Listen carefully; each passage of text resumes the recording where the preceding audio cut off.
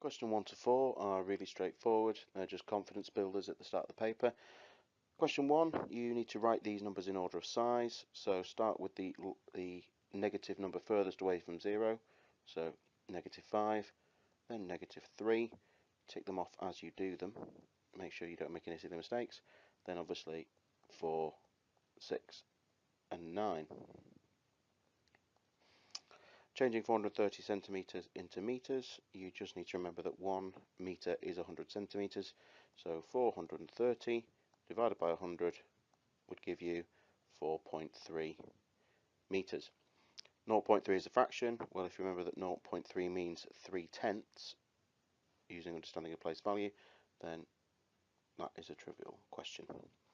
0.7 is a percentage. If you remember that 0.7 is the same as 7/10, then that's the same as 70 hundredths, which is the same as 70%.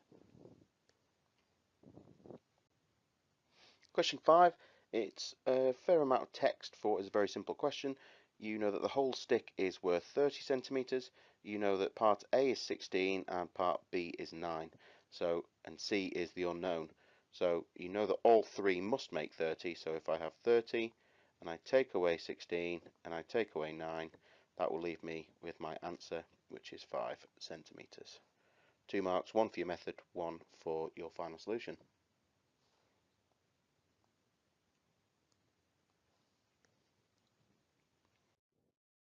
Number 6, you could do a couple of different ways, but if you did it with algebra, then you're thinking with n as a starting point. Jess is then multiplying that number by 3, so you would have 3n. You then take away 7, and her answer was 5. Now if you solve that linear equation by adding 7 to both sides,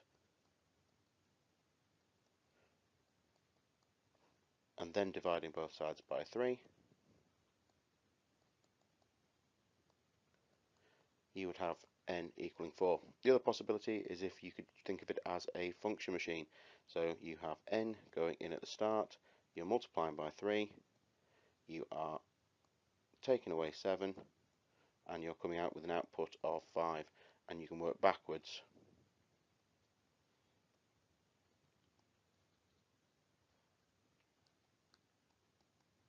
Doing the inverse operation, and you also end up with 4.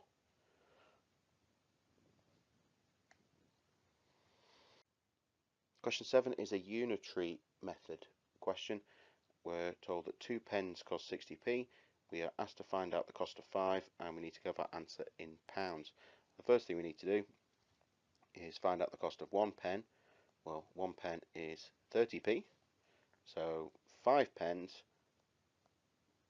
would be 150p, multiplying each of those by 5, but we do need to give our answer in pounds, so that would be £1.50. 3 marks. Question 8 is a dual bar chart question. Part A asks us to write down the total number of cheese sandwiches sold. So we have 6 white bread and 6 brown bread, reading across from the bars, which means that a total of 12. For part B, we're asked to compare the number of white bread sandwiches compared to the brown ones and say how many more white bread we sold. So for this one, we have 11 white ham, 11 white egg, and 6 white cheese. Gives me a total of 28. For brown bread, we have 10 ham, we have 3 egg, and 6 cheese from before. So for brown bread, that's 10 plus 3 plus 6, which makes 19. We need to find out how many more white bread sandwiches we sell. So 28, take away 19,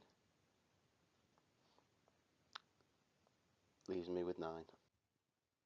Question 9 is a simple probability question.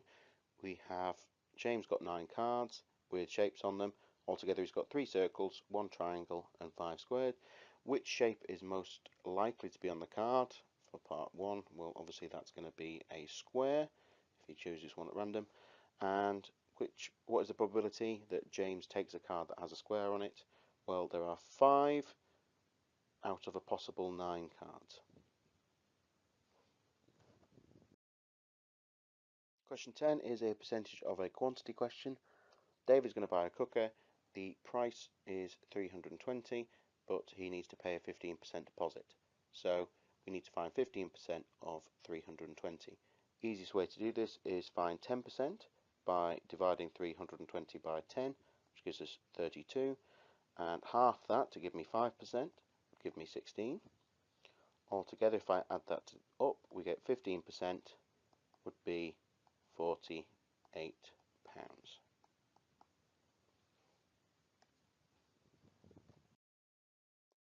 Number 11 is about two one-step equations to solve. So I've got in A, x plus 3 equals 12.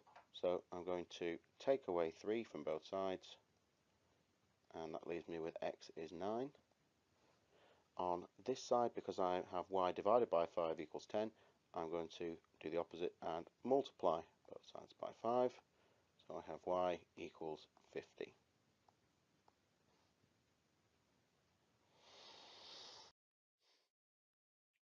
Question 12a asks us to make a list of all the possible meals you can have using this menu. So first thing we need to do is look, and one has been done for us, and they've gone for soup and chicken. So then we need to consider all the other possibilities that you could have, where you could have soup and fish, or you could have soup and omelette. Those are all the possibilities if you have soup first. If you had a melon first, then you could have melon and chicken, or you could have melon and fish, or you could have melon and omelette. Part B is then linking that with probability and saying what's the probability that if you're picking a meal at random, that it's going to be melon and chicken. So for that one, you'll need to say, well, there's one meal that's melon and chicken out of 6 possible meals. Part C, you are told that fruit juice is added as another starter.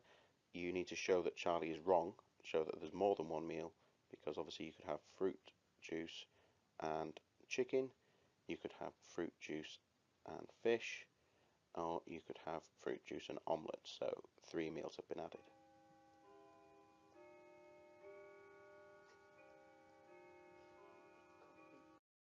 Question 13 is a perimeter question. We are told the dimensions of the first rectangle, and we're told that the perimeter of the rectangle is the same as the perimeter of the square. And we need to work out one side of the square. So the perimeter for the rectangle would be 2 plus 8 plus 2 plus 8, which will give me 20 centimeters. And because of the properties of a square, all 4 sides would be the same. So 20 divided by 4 would be 5 centimeters. So one length would be 5 to give us the same perimeter as the rectangle. Question 14 is a time question. Part A asks us to convert 8:45 p.m. into the 24-hour clock time. So rather simply we add 12 to our hours. So we'll have 20:45. Remember not to write PM. Part B, we're asked to determine whether Sita did the puzzle in half the time of Ninal. So what we need to do is convert these into seconds so that it's an easier thing to work with. So 3 minutes 45 would be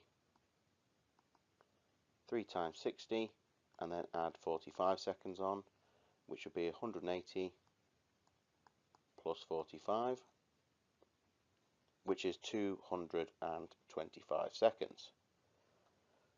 Now we do the same for the other calculation. Well, that would be 7 minutes, so 7 times 60 plus 28 is 7 60s are 420 plus 28 gives me 448.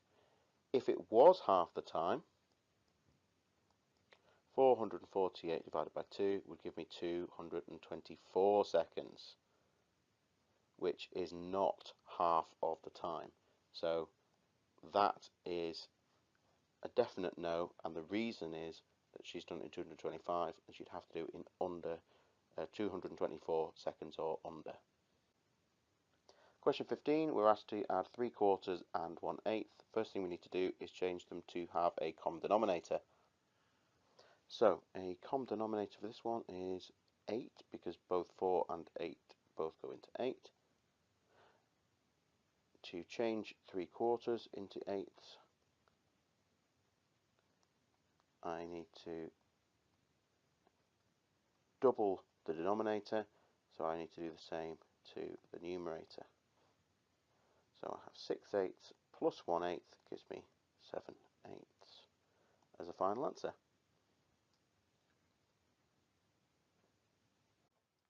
Number 16 is an FDP question where we need to recognise equivalent values. Easiest way to do these is to change them to decimals. Now 0.6 is already written as a decimal, so that's fine. 2/3 we need to know is the same as 0.6 recurring, or 0.666 goes on forever. 65% we know is 0.65, and 0.606 is already as a decimal. Now it's easy if you set them out in a column like this with the decimal point lined up and the tenths and hundredths and thousandths. From there we can then identify which is the smallest. Now 0.6 is the same as 0.600, and you can add on zeros to make this easier. Now once you've done that, you can easily see, now they're all 3 decimal places long, that the smallest one would be the first one, so 0.6. The next one would be 0.60, because that looks like 606, so 0.606. The next one. Question 19. Question 17 is a unitary method question. So firstly, we are told that 1 kilogram is £5.60, and we need to work out the cost of 200 grams. Well, firstly, if we remember that it's 1 kilogram is the same as 1,000 grams, then if we found 100 grams, well, firstly that's going to be £5.60. If we work out that 100 grams by dividing by 10 would be 56p, or £0.56, then if we doubled that for 200 grams, that would give us our quantity that the question's asking for. So that would give us £1.12.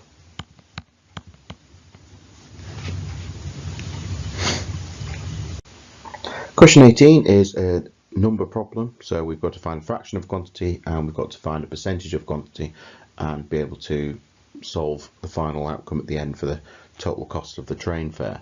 So Mr. Brown and his 2 children, so we've got 1 adult and 2 children going by train. An adult ticket costs £24 and a child ticket costs £12. The family card gives us some discount here, so gives us 1/3 off adult tickets and 60% off child tickets. So firstly, if we work out the cost of the adult ticket, well, we've got 1/3 off £24, so 1/3 of 24 would be 8, so that means we save £8, so the adult ticket is then going to be £16, because it's 24, take away the £8 gives us 16. Now we're trying to find the cost of a child ticket, so a child ticket is, we're after 60% off £12. So if we find out, if we take 60% off, well, firstly 10% would be £1.20, so 60%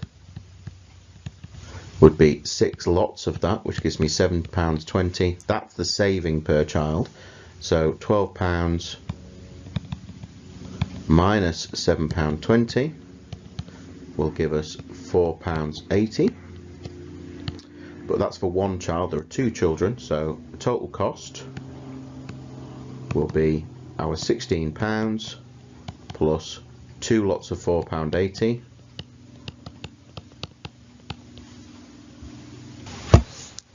Which, if we add that up, gives us £25.60.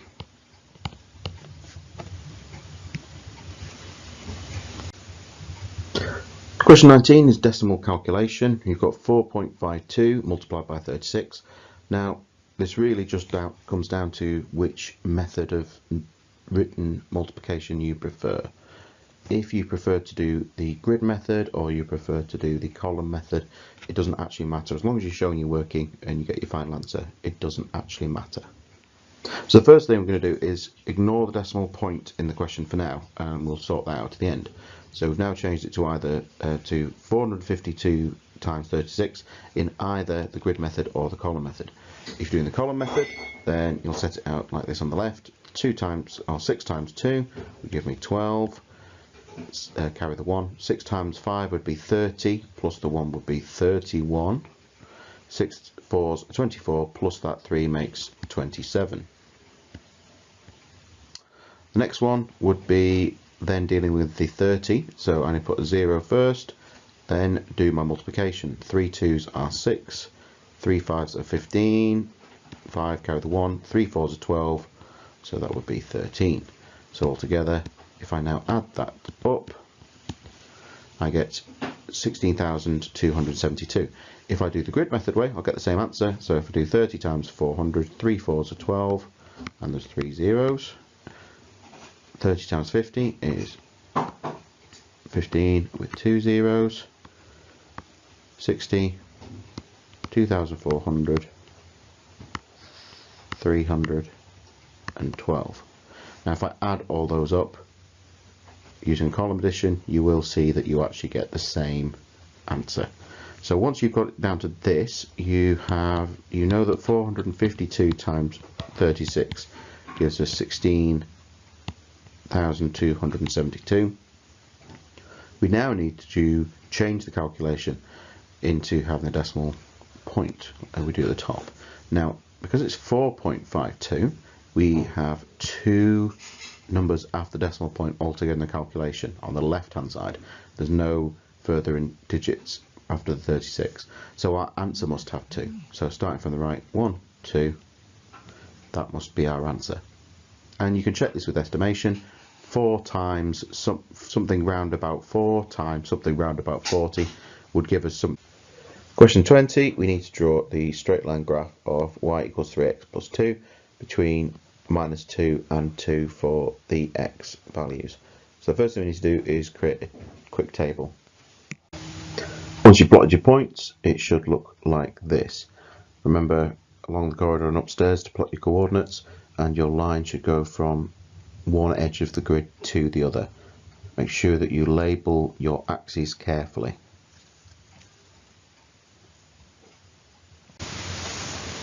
Question 21A is a translation question, and we need to use the vector 5, -2 to move the shape without changing its size or orientation.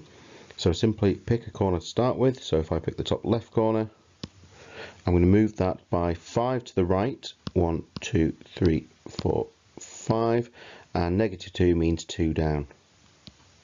So the shape will now move all its points 5 to the right and 2 down.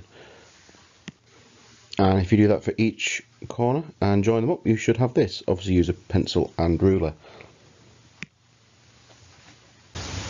Part B asks us to describe the single transformation that maps A onto B, and if you run through your possibilities, it can't be an enlargement, it can't be a reflection, and it can't be a translation, which leaves only a rotation.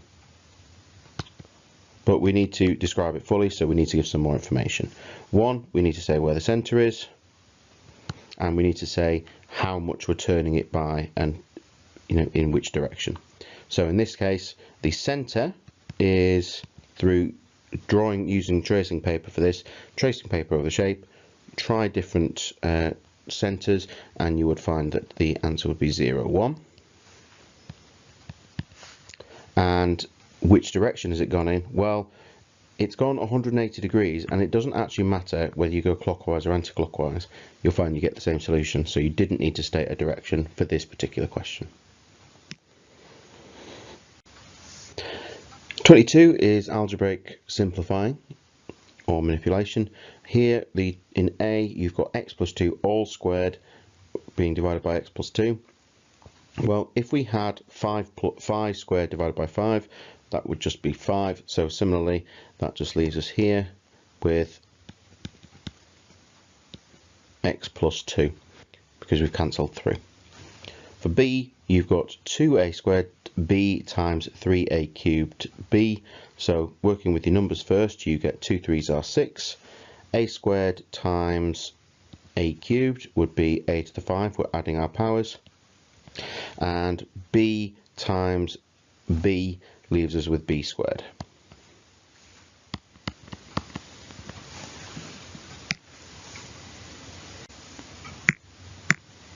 Question 23 requires understanding of ratio.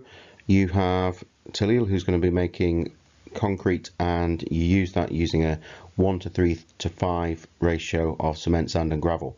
He wants to make 180 kilograms of concrete, so we need to compare our quantities that we have here. 15 kilograms of cement, 85 of sand, 100 of gravel, and see if that using the correct ratio of the individual components, can that make 180 kilograms of concrete. Now, starting with each of these, the largest amount of cement that we can use is 15 kilograms. So if we start with that and compare what the possibilities are, if we say that that's one part of the ratio, so that would be 15 kilograms for cement, then 3 times that, because the ratio is 1 to 3, you need 3 times the amount of sand, so you would need 45 kilograms of sand, and you would then need 5 times 15, so that would be 75 kilograms of gravel. Now if we add this up, that will then tell us that we have 135 kilograms is the maximum amount. So does Talil have enough cement to make the concrete mix? No, he doesn't. He only can make 135, and you need a little short sentence just explaining that to answer the question that you've been given. Always refer back to the original question. 24 is a bounds question. We're told that the height of the table is 72 centimeters to the nearest centimeter. So the smallest number that would be, rounded up to 72, would be 71.5, and that would include 71.5.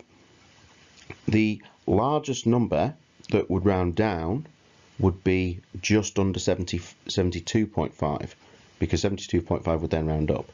But because this isn't on the inequality here, it is not equal to, for the upper bound, then we just have 72.5. Question 25 is a real-life graph question. Build using a van to deliver parcels, and there's a fixed charge plus £1 for every mile that he travels. So, looking at here, the fixed charge, so just for having him do anything with your parcel, it is £10, and that's read off the graph over here, where it crosses the y-axis, or in this case the cost axis. Part B, we're comparing against Ed. So Ed uses a van to deliver parcels, and this time there's no fixed charge, but he costs more per mile. He charges £1.50 for each mile. Now we're asked to compare the cost of having a parcel for Bill compared to Ed.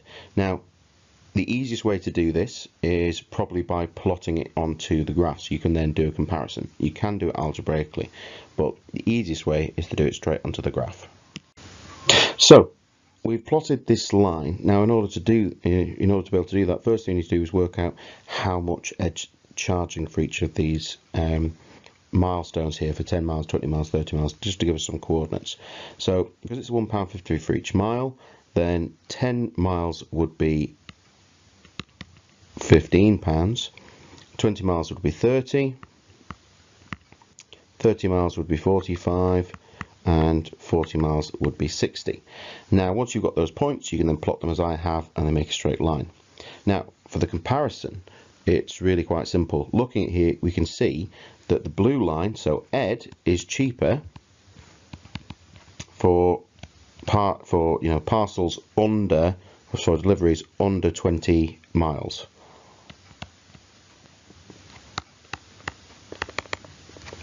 And at 20 miles, they're the same price. But once you get over 20 miles, then that's where bill becomes cheaper.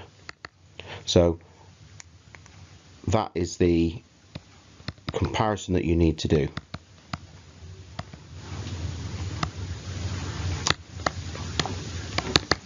For your full marks. So you've plotted your line, you've then made a comparison about when it's cheaper for each person and where they are the same price. Part A asks us to find the class interval containing the median. Well, first we need to know that there's 60 students. We could do that by adding up the individual frequencies, or just by recognising that the top line tells us that there's 60 students. So knowing that there's 60 students, we can then find the position of the median, knowing that it would be 60 plus 1 all over 2, which means it's halfway between, it's 30.5, which means it's halfway between the 30th and the 31st term. Well, looking at if we do a little running CF along the bottom here, cumulative frequency, up to there, we've had 8 people. By the end of the second interval, we've got 19, because we've got an extra 11. Then we've got up to 28. Obviously here we know that up to there is 42. So the last person in the 15 to 19 was the 42nd person, which means the 30th and the 31st must have been in there as well. So that interval is the 15 to 19. So to part B, we're asked to plot a frequency polygon. Really simply, we need to plot these points. These points are found by their frequency going upwards, and where you place the x value for the number of CDs is the midpoint of your intervals. So halfway between 0 and 4 would be 2, halfway between 5 and 9 would be 7, halfway between 10 and 14 would be 12, halfway between 15, 19, 17, and 22 for the last one. So once you've plotted those, you then simply join these up with straight lines. So it looks something like this. Obviously use a pencil and ruler and ensure your diagram's accurate. 27 is a volume question. Jane's got a carton of juice. That's the dimensions 6 by 10 by 20. The depth of the juice in the carton is 8. So that only goes up to 8 centimeters in the carton. She closes the carton and turns it over so it's on the shaded face. Work out the depth of the orange juice now. So first thing we need to do is work out the volume of actual orange juice that we've got.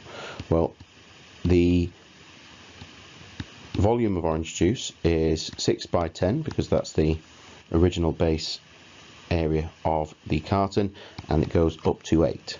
So 6 times 10 times 8 gives you 480 centimeters cubed. Now from there we are tipping it over so it now has a new base. The volume of orange juice is still the same, but now it would be 6 by 20 is the base.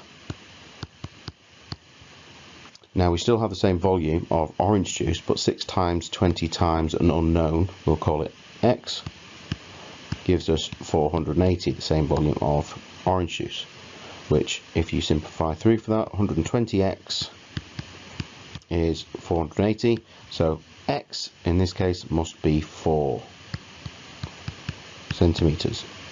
So that is the new depth. Question 28 is a distance, speed, time problem. So firstly we need to work out what information we have. We have the information given to us in a diagram here about distances. So we know the distance from Fulbeck to Ganby and Ganby to Horton. Now we do know that Raksha leaves at 10 o'clock and that she's travelling from Fulbeck to Ganby at a speed of 40 miles an hour. She wants to get to Horton at 10:35, and we need to work out the average speed is what we're asked to do from Ganby to Horton, so just the last step. Well, first thing we need to work out is how long did it take from Fulbeck to Ganby, and if we know that, then we know the starting time from Ganby to Horton. So she's travelling at 40 miles an hour and she did that for 10 miles. Now, either if you're using the formula that if you use your distance divided by time equaling speed,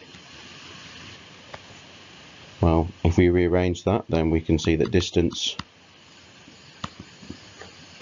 divided by speed equals time. Then quite simply 10